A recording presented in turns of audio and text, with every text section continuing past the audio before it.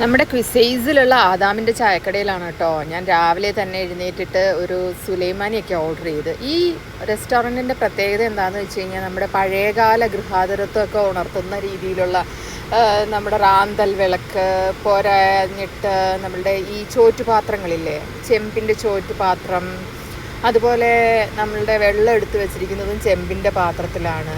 പിന്നെ പഴയകാല റേഡിയോ, നല്ല ഭംഗിയാണ്. ഇങ്ങനൊരു ആംബിയൻസിൽ നമ്മുടെ പഴയ കാലത്തെ ഓർമ്മകൾ പുതുക്കിയെടുക്കാൻ പറ്റുന്ന ഒരു രീതിയിൽ ആണ് അവർ ഇതിൻ്റെ ഇൻറ്റീരിയർ എല്ലാം സെറ്റാക്കിയിരിക്കുന്നത്. ഇനി ഇവിടുത്തെ ഫുഡ് എങ്ങനെയുണ്ടെന്ന് നോക്കാം. നല്ല ഫ്രഷ് മിൽക്ക് ചായയും അതോടൊപ്പം തന്നെ സുലൈമാനി ഓർഡർ ചെയ്തു.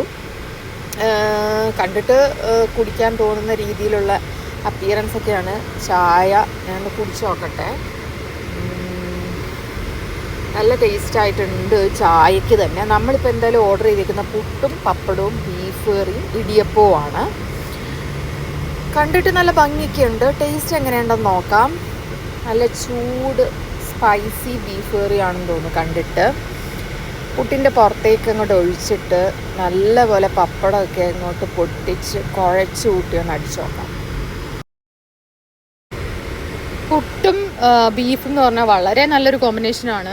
അതുപോലെ ഇപ്പം നാട്ടിലാണെങ്കിലും ഇവിടെ ആണെങ്കിൽ തന്നെ ഈ മാമ്പഴത്തിൻ്റെ സീസണാണ്. അപ്പോൾ ഈ എരിവിൻ്റെ കൂടെ നമുക്ക് എന്തെങ്കിലും മധുരമുള്ളത് മാമ്പഴവും കൂടെ ഉണ്ടെങ്കിൽ നല്ല ഉഷാറായേനെ. നല്ല ടേസ്റ്റി ആയിട്ടുണ്ട്. അതുപോലെ തന്നെ ഇത് കഴിച്ചുകൊണ്ടിരിക്കുന്നതിൻ്റെ ഇടയിൽ നല്ല ചൂടുള്ള സുലൈമാനി അങ്ങോട്ട് കുടിക്കുമ്പോഴത്തേക്ക് നമുക്ക് ആ എരിവൊക്കെ നല്ല പോലെ ഫീൽ ചെയ്യും. വളരെ ഉഷാറായിട്ടുണ്ട്. ഇത് വെച്ചങ്ങനെ ഇരിക്കുമ്പോൾ നമുക്കൊരു ആഗ്രഹം, ഒരു പൊറോട്ടയും ഈ ബീഫ് കിട്ടുമ്പോൾ നമ്മളുടെ മലയാളികളുടെ ഒരു വികാരം എന്നൊക്കെ പറയുന്നതാണല്ലോ അല്ലേ, പൊറോട്ട ബീഫ്.